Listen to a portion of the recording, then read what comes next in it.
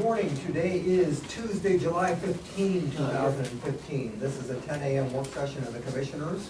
All three Commissioners are present.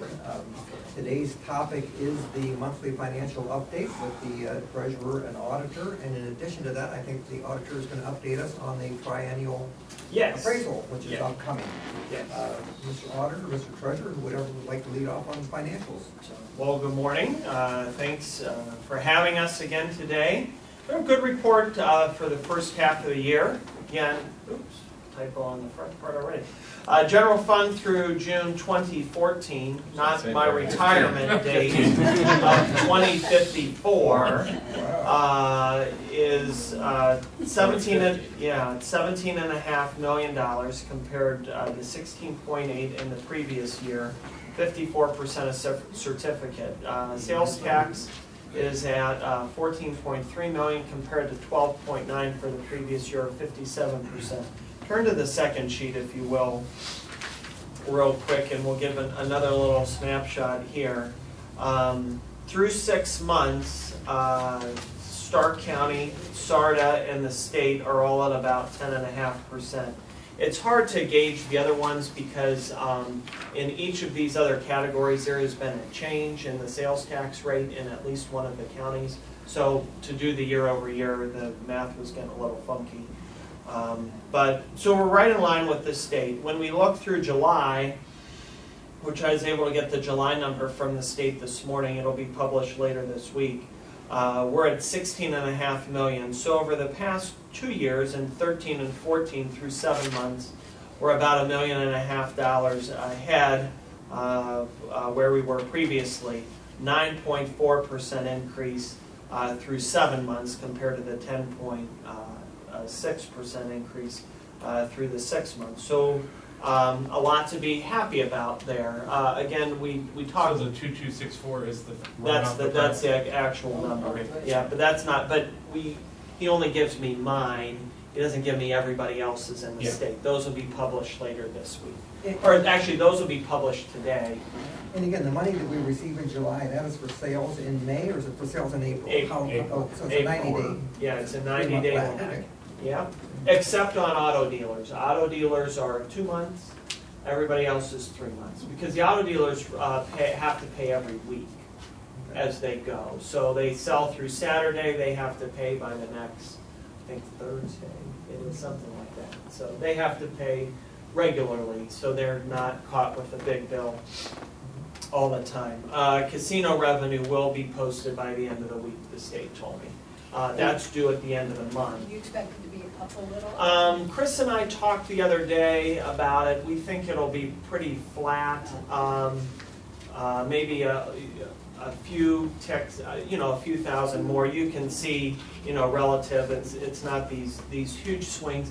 I don't know what was going on in Cleveland. Cleveland was down. Quo everywhere else. Cleveland's Gross revenue there was down, or their gross. Everybody left town or what? With their gross receipts, which is what the it was down like $4 million, $5 million, $17 million.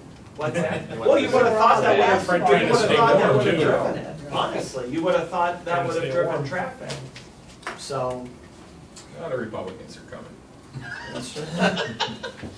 Here we go. We got a lot of them. That's all right. Let's see, where was it? On the other. We're the majority here today, don't we? That's right. Well, Martin's here too. He counts. He balances it out. He balances it out. That's right. Recorder's activity. The activity is pretty consistent. Just a few items over where we were in the previous year. Again, a few dollars ahead of where we have been previously. The auditor's conveyance report, we were at $1.5 million last year. We're just over $1.8 million through 6 months this year. And you can see June we had a number of pretty big transactions. Pier 1 and Fridays each sold. Actually, those are interesting because they sold to a local buyer. And a lot of times those national tenants, especially Fridays, they would sell to a more national entity.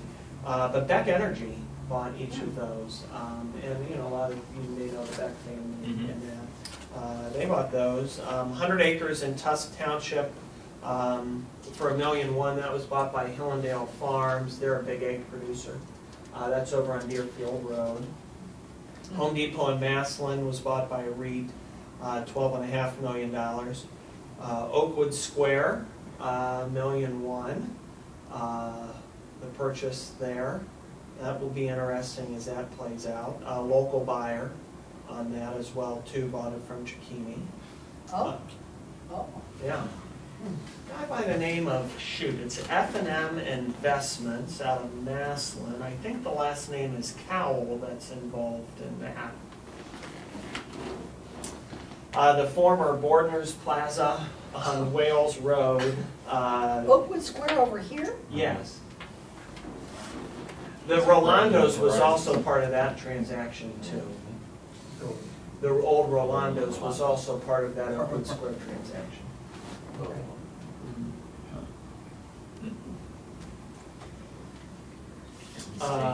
The former Bordner's Plaza, Schumacher Construction bought that, $1.9 million. The one over on Wales Road, just north of the Hills and Dales Wales Road intersection right there.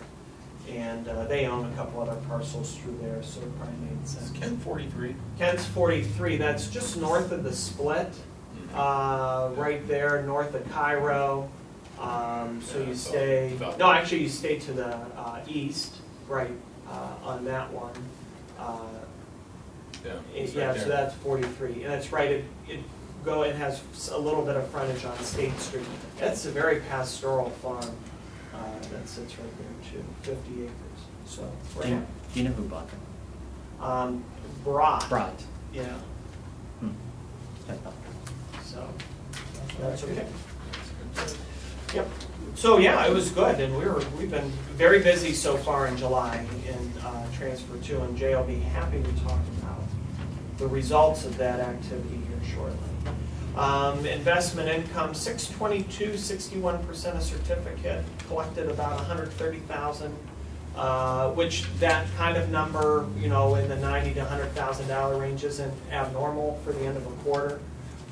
So I don't know if you had any comments. I didn't expect. There's one we are going to see if we can get an update on our projection for the year. The State Treasurer's Office has allowed us to increase the amount of money that we're allowed to invest with our Star Plus investments. They've now taken up to $35 million. We've taken advantage of that. We've moved $35 million into that. It's earning 0.20 basis points, so that'll actually cause us to revise our projection for the year. So we'll be coming back probably at the next quarterly meeting in August to explain that to the Investment Advisory Committee and advise them that we'll be probably upping our estimate for the year. I think there might have been a couple capital gains in there too. There's been a lot of trading. Trading activity, yeah. Just before the, and just after the Fed chairman spoke. Expenses and I would only say one other thing, indirect expense reimbursement is $554,000 so far through 2015 compared to $13,000 in 2014. Rick's out there beating bushes, everybody to pay. And we have a separate discussion upcoming on that. I don't know if you still want to talk separately today since Chris isn't here. On which I was. Indirect. Oh, indirect cost? Yeah. No, I mean, I What don't would want be to a hear what large you have to say. source that was collected this year versus last year? Well, Since pretty the much numbers are so everybody. large. I think it's a function of when you folks send the invoices out and tell people it's time to pay. Okay.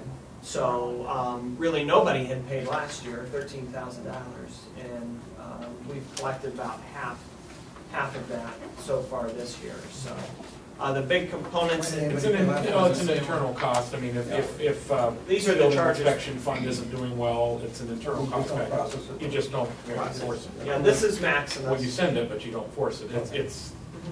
It's a legitimate cost that can be collected that the general fund bears, but. The biggest payers to this, as an instance, are public assistance. Last year paid $283,000. Their bill this year is about 500, and they've paid 250 to date. REA fund pays, between 100 and 150 a year. Sewer, past couple years, 174, 134, 180,000. What's the total then for everybody? 2013 collected was 895, 14 was 753, and we're at 554 so far this year. So, and no expectation or no concern that you won't collect the same as you did last year. But again, part of a discussion that Brant, Chris, and I, along with Mike Miner, have been having, and Anita, is a better process for our cost allocation, because it's there's a lot of IT cost that's passed on in that. It's a lot of work for Anita to do that, so parts come up with a more efficient way. The other is the current program lags, so we're looking at costs that were incurred in 2013 and collecting those in 2015.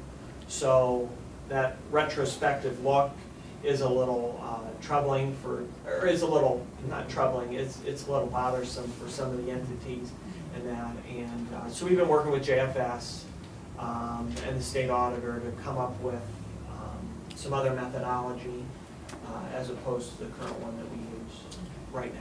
We're gonna have to make a decision on that soon, and basically, Al and I have talked and said if the current structure is not the way you like it, then we want to hear a different proposal. Right. Because as it stands now, Maximus has done it and continues to do it. We have yet to sign the contract for this year effective going forward, Right. But we're gonna need to make a call on that soon. Right.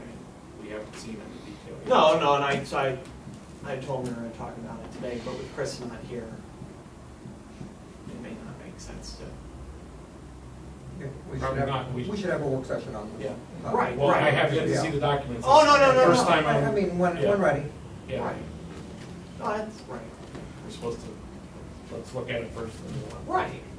Where's Chris hiding out today? He's He's succumbed to the summer cold and apparently some stomach stuff too. So, Stay home. yeah, I don't want to. He said next to me yesterday. From the expense side, we're at just over $30 million for the year.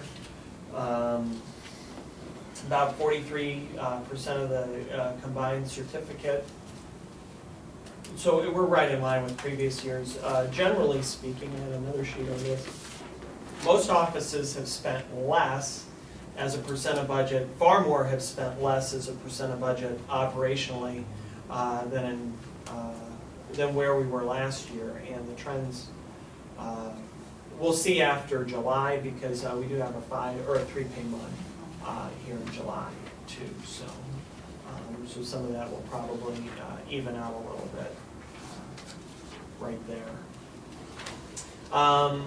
We've completed the 2014 audit. Federal schedule side should wrap up within the next week, but the main part of the audit is done. We'll have everything on that for the main audit's been delivered before the end of June, so we're happy to have them out of our hair for about 3 months before they start coming back in again. Second half taxes are due tomorrow. Thank you all for your astuteness and your checks. We're grateful for that. Have you had any problems? No, just the normal run-of-the-mill stuff. Folks claim they don't receive their tax bill, so we promptly give them that information over the phone and advise them to send it to our office directly. Do you have as much traffic in second half as you do in first half?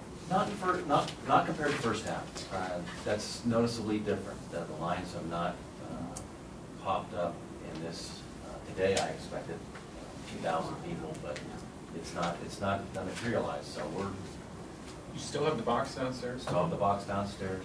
Has that gotten any more popular? It's more use. There's definitely more use this cycle, and we implemented it last half. So it's getting used more and more as people become aware of it. I'm sure it'll pick up. And this is the first year without first merit.